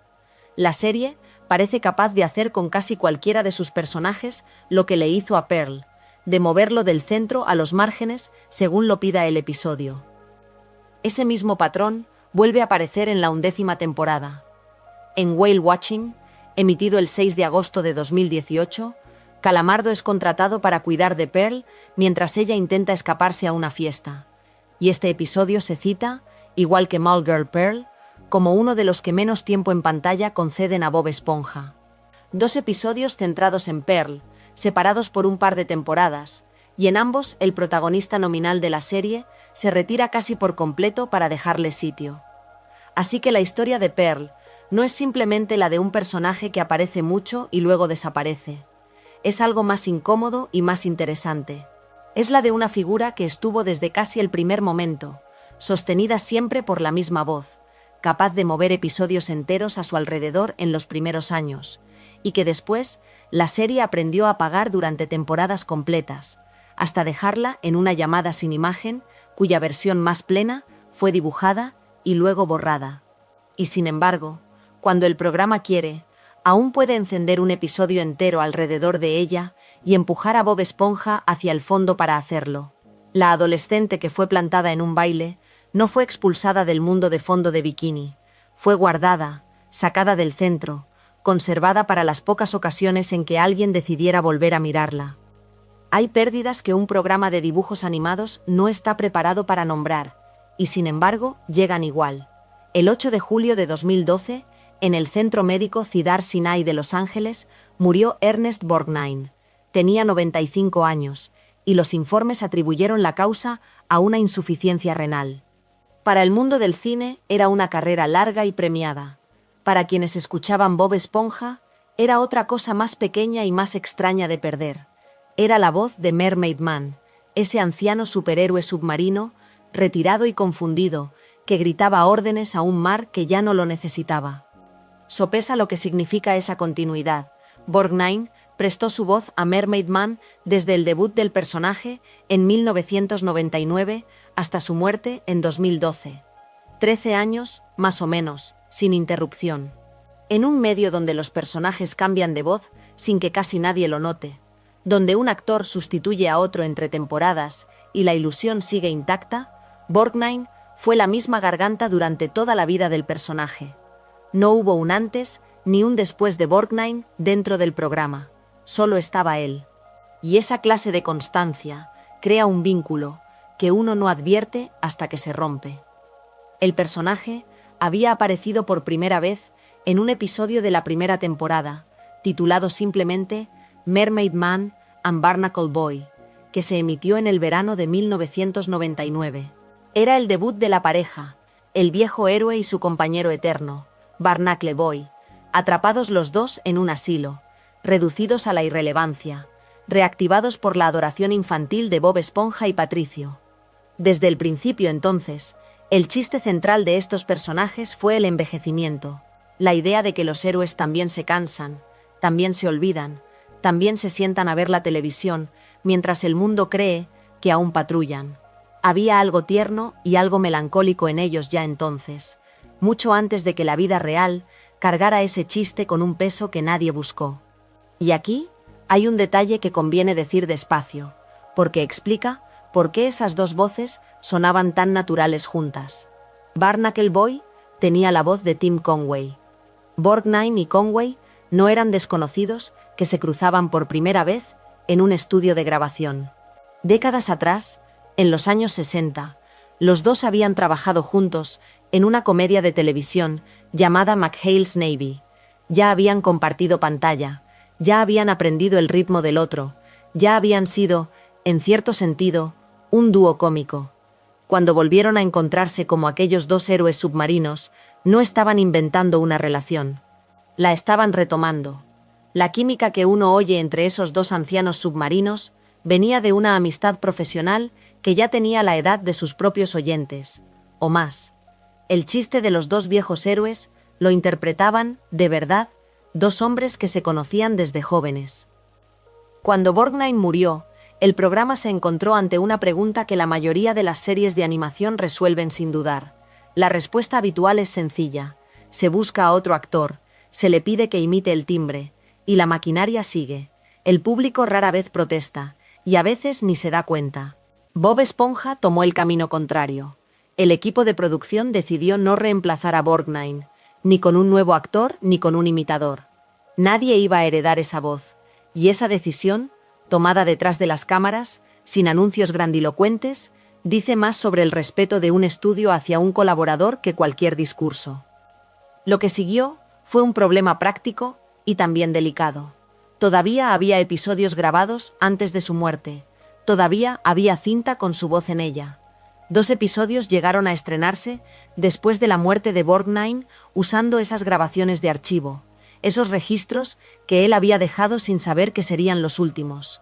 Uno se titula Super Evil Aquatic Villain Team Up Is Go, de la 8ª temporada. El otro, Patrick Mann, de la 9ª. En ambos, la voz que se escucha es la suya, real, aunque el hombre ya no estuviera. Hay algo casi fantasmal en eso, y sin embargo, también algo honesto, preferir la voz verdadera de un muerto a la imitación viva de un extraño. El primero de esos episodios, Super Evil Aquatic Villain Team Up Is Go, se emitió el 27 de octubre de 2012, unos 3 meses y medio después de la muerte de Borgnine. Y al final, cuando la historia termina y uno espera los créditos habituales, aparece en cambio una dedicatoria. Una tarjeta que dice, en efecto, en memoria de Ernest Borgnine. Piensa en el gesto. Un episodio construido con su voz de archivo. Un episodio que probablemente ni siquiera trataba sobre despedidas. Se cierra reconociendo en silencio que el hombre detrás de aquella voz ya no está. No hay lágrimas dibujadas. No hay ceremonia. Solo unas palabras sobre fondo neutro que le piden al espectador, por un instante, que recuerde a alguien real. El segundo episodio, Patrick Mann, tiene un significado distinto y más definitivo. Marcó la última aparición regular, la última participación protagónica, del dúo como personajes activos de la serie. Después de esto, el dúo de ancianos no volvería a llevar una trama, y es difícil no leer ahí una decisión doble, porque Barnacle Boy sin Mermaid Man no es Barnacle Boy. El chiste, la relación, la razón misma de esos personajes vivía en la fricción entre esas dos voces, en dos hombres que se habían conocido en los años 60.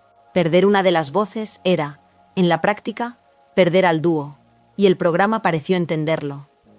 Lo que ocurrió con Mermaid Man después no fue una desaparición brusca, sino una retirada lenta, casi respetuosa.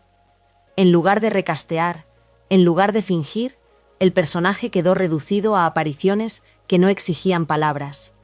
Un cameo sin diálogo, una figura al fondo de una escena, una fotografía en la pared, un juguete sobre una repisa. Mermaid Man siguió existiendo en el mundo de Bob Esponja, pero como presencia, no como actor, como recuerdo dentro de la ficción, lo cual rima de una manera silenciosa con lo que era ya fuera de ella. El héroe que siempre había sido un anciano al borde del olvido, pasó a ser, literalmente, un objeto que se guarda y se mira. Hay una elegancia extraña en todo esto que merece un momento de atención. El personaje se había fundado, desde el principio, sobre la idea del héroe que envejece, que se apaga, que ya no puede hacer lo que hacía. Cuando su voz murió de verdad, el programa no traicionó esa idea, buscándole un sustituto que fingiera juventud eterna. La dejó envejecer hasta el final. Lo dejó volverse quieto. Convirtió la limitación real, la ausencia de Borgnine, en una coherencia con lo que el personaje siempre había sido.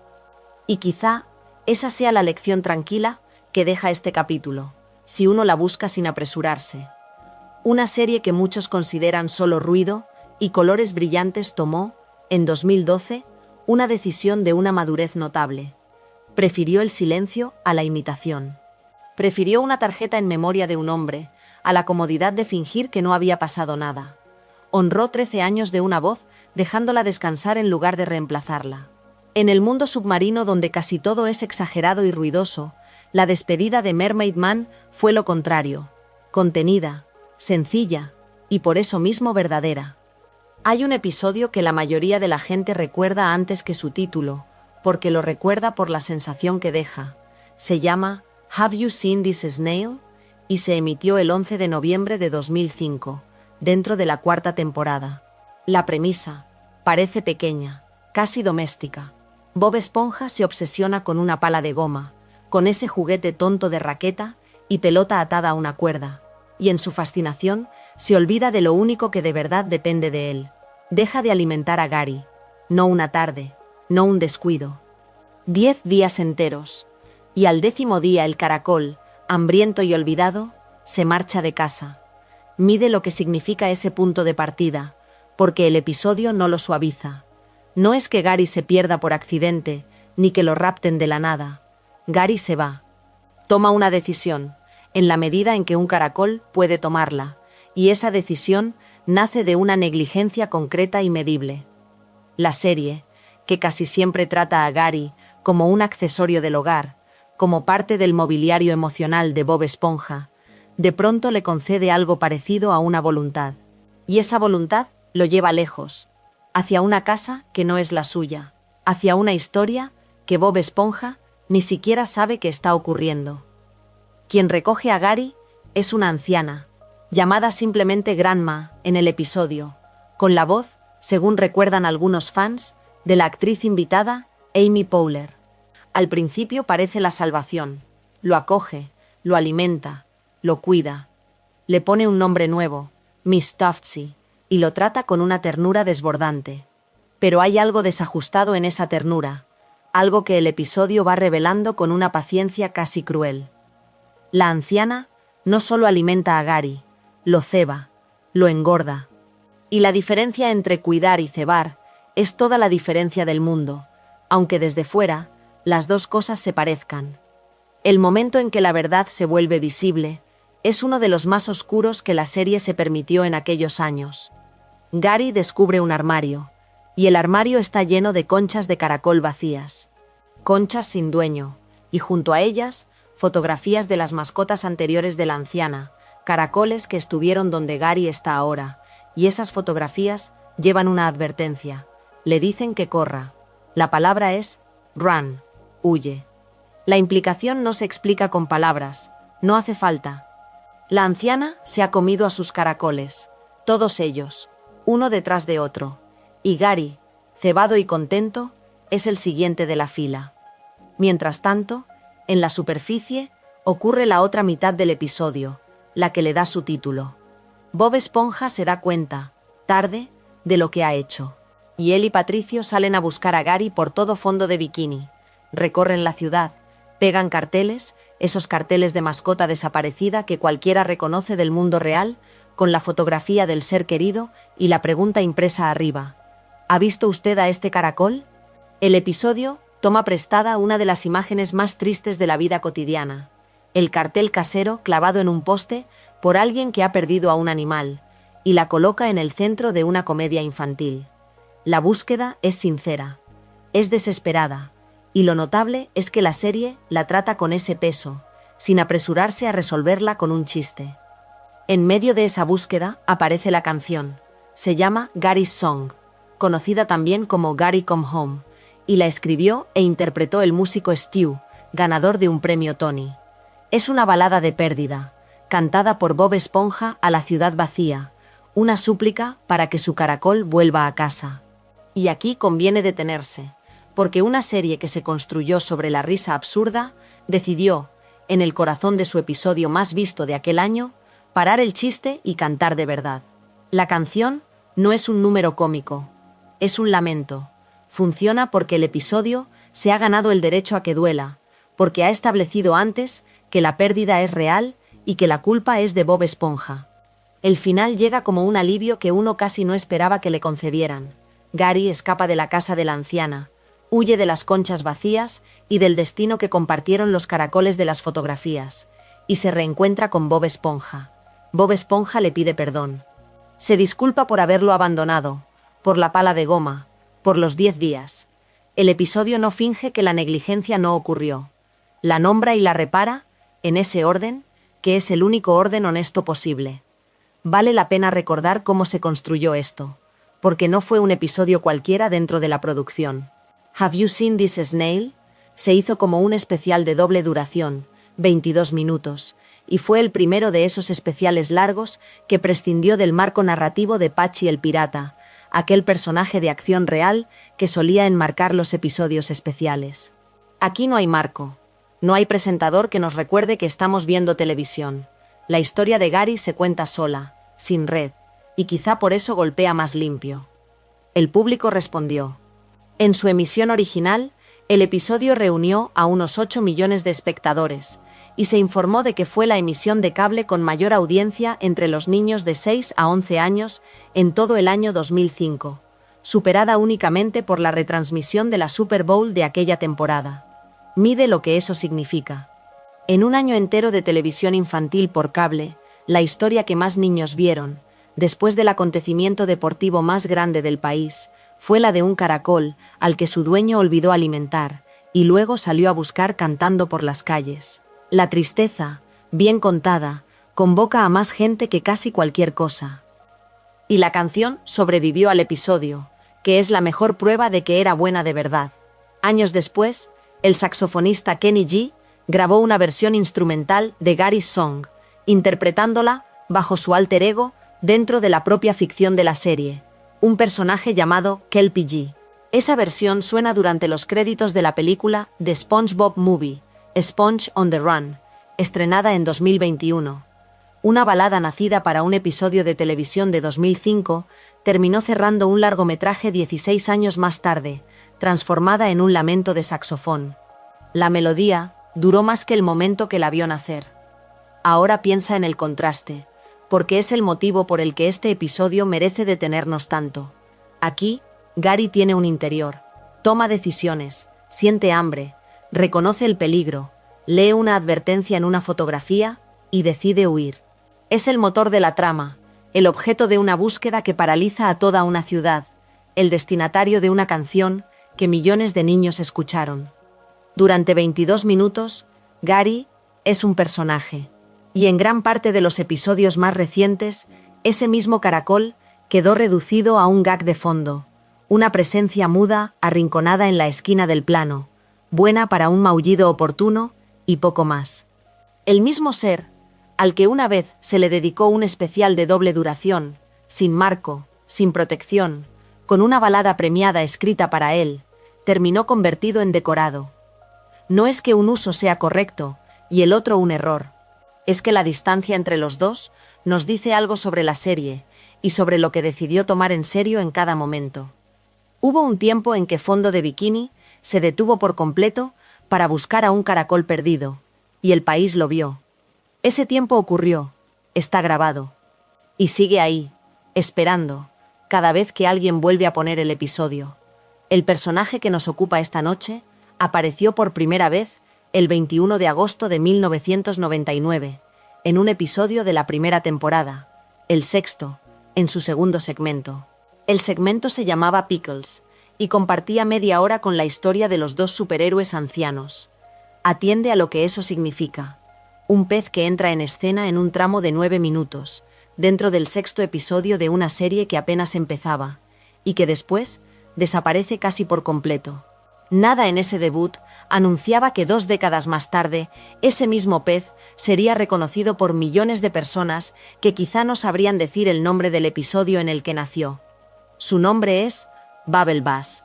Su diseño es deliberado y poco halagador, y conviene detenerse en él porque el diseño hace parte del personaje. Es una lubina de un verde oliva, de una obesidad marcada, embutida en una camiseta de tirantes naranja que le queda demasiado pequeña, con pantalones de un naranja terroso y unas gafas negras de montura gruesa, de esas que llaman de cuerno. Todo en esa figura comunica una idea antes de que abra la boca. La voz se la presta Dee Bradley Baker, que en la serie interpreta también a la madre de Bubble Bass, un detalle pequeño que resulta encantador cuando uno lo piensa, el mismo actor sosteniendo las 2 mitades de esa familia. En Pickles, el conflicto es sencillo y cruel. Bubble Bass acusa a Bob Esponja de haber olvidado los pepinillos en su Krabby Patty. La acusación desata en Bob Esponja una crisis de confianza, una de esas grietas que la serie sabe abrir en su protagonista con una facilidad que a veces asusta. Pero la acusación es falsa. Bubble Bass había escondido los pepinillos bajo su propia lengua todo el tiempo, y lo había hecho por 2 motivos entrelazados: conseguir comida gratis y humillar a Bob Esponja.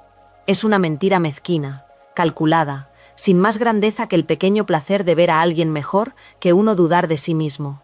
El personaje queda definido para siempre en ese gesto de la lengua escondiendo la prueba. Y después, prácticamente nada.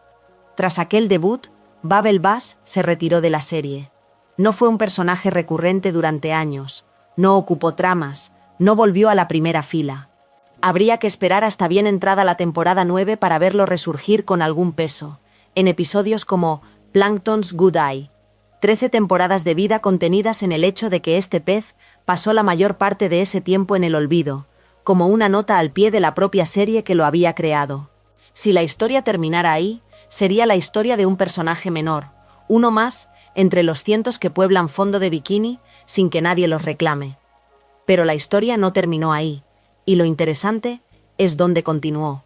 No continuó dentro de la serie, continuó fuera de ella, en un terreno que ningún guionista de aquel primer año podía haber previsto, el Internet de la década de 2020. Y el motivo de ese renacimiento no fue la mentira de los pepinillos. Fue otra cosa, un momento breve del mismo segmento que con los años se separó de su contexto y empezó a vivir por su cuenta. Ese momento es un pedido de comida. En la Krusty Krab, Bubble Bass suelta una orden larga, absurda, encadenada, un torrente de jerga inventada que suena a código secreto de cocinero. Dice textualmente: "I'll take a double triple bossy deluxe on a raft, 4x4, animal style, extra shingles with a shimmy and a squeeze, light axle grease, make it cry, burn it, and let it swim." Y Squidward, con toda la calma del mundo, le responde: "We serve food here, sir." La gracia está en el contraste. Uno construye una catedral de palabrería, el otro la derriba con una sola frase seca. Es un intercambio que funciona perfectamente dentro del episodio y que, aislado, funciona todavía mejor, porque el sinsentido del pedido invita a repetirlo, a memorizarlo, a probar si uno puede decirlo entero sin trabarse. Rastrear cómo un fragmento así se convierte en fenómeno es raramente posible, pero en este caso hay fechas. La referencia en línea más antigua que se conoce de esa escena del pedido tratada como pieza independiente parece ser, según cuentan algunos fans, un clip de YouTube subido años atrás por un usuario cuyo nombre pocos recuerdan con exactitud. Ese clip, con el tiempo, acumuló, según se cuenta, varios millones de reproducciones. Detente en esa cifra un segundo. 5,5 millones de visitas para 9 segundos de un pez pidiendo comida imposible. Un vídeo que existe únicamente porque alguien decidió recortar ese instante del episodio completo y ofrecerlo solo. El personaje que la serie había abandonado encontró en manos de un desconocido una segunda puerta de entrada. La segunda etapa de esa vida ajena al canon llegó unos años después y cambió de formato. El 3 de marzo había nacido el clip, la imagen y el sonido. Lo que faltaba era el texto, y el texto llegó como copypasta. Según se recuerda, Alguien publicó en Reddit la transcripción del pedido en el foro rCopypasta, y desde entonces circula como copypasta reconocible. Una copypasta, para quien no conozca el término, es un bloque de texto que la gente copia y pega una y otra vez, en comentarios, en chats, en foros, hasta que deja de pertenecer a nadie y pertenece a todos. En ese formato, el pedido de BubbleBuzz ya no necesitaba el vídeo, bastaban las palabras. Cualquiera podía soltarlas en una conversación, sin imagen, sin sonido, y quien las reconociera sonreiría. Hay algo que me parece digno de reflexión en todo esto, y lo ofrezco como opinión, no como hecho. Una serie tiene control sobre sus personajes solo hasta cierto punto. Puede decidir cuánto aparecen, qué dicen, cuándo desaparecen. Bob Esponja decidió que BubbleBuzz no importaba, y durante años cumplió esa decisión al pie de la letra. Pero una vez que un momento existe, deja de obedecer a sus autores. El público lo recorta, lo copia, lo repite, lo carga de un significado que la escena original nunca buscó. El pedido imposible no fue escrito para ser memorizado por extraños 13 años más tarde. Se convirtió en eso porque la gente lo quiso así. Un pez olvidado sostenido en el aire por millones de repeticiones que la serie nunca pidió y no podía impedir. Y así, el personaje que aparece una sola vez en aquel primer año, escondiendo pepinillos bajo la lengua para humillar a un cocinero honesto, es hoy conocido sobre todo por una frase que Squidward corta en seco. La mentira quedó en el episodio. El pedido salió de él y siguió caminando solo. Y así, al final de todo lo que hemos recorrido, queda una sola idea sostenida por el peso de cada historia. Bob Esponja nació como el retrato de un mundo pequeño y luminoso, donde un personaje podía fregar un plato con la misma alegría con la que otro perseguía un sueño imposible bajo el mar. Cada figura que conocimos llevaba dentro una lógica sencilla y honesta, una manera de existir que el paso de los años fue puliendo, estirando y a veces desdibujando. Y en ese lento desdibujarse está todo. Lo que comenzó como una criatura frágil y sincera se convirtió en algo enorme, repetido, cargado de expectativas que ninguno de sus habitantes pidió nunca sostener. Y sin embargo, debajo de todos esos cambios, la ciudad submarina sigue respirando con la misma calma de siempre. Los personajes que amamos no desaparecieron, solo aprendieron a vivir dentro de una historia que se volvió más grande que ellos. Cada uno guarda todavía el gesto que lo hizo memorable, la voz, la mirada, la pequeña obsesión que lo definía cuando todo era más simple. Imagina fondo de bikini al anochecer, las luces tenues de las ventanas encendiéndose una a una, el agua quieta sobre los tejados, y en algún lugar de esa penumbra tranquila, una risa lejana que sigue sonando, suave, constante, como si nunca hubiera dejado de existir. Si disfrutaste este video ensayo, asegúrate de suscribirte. Gracias por ver y te veré en el próximo.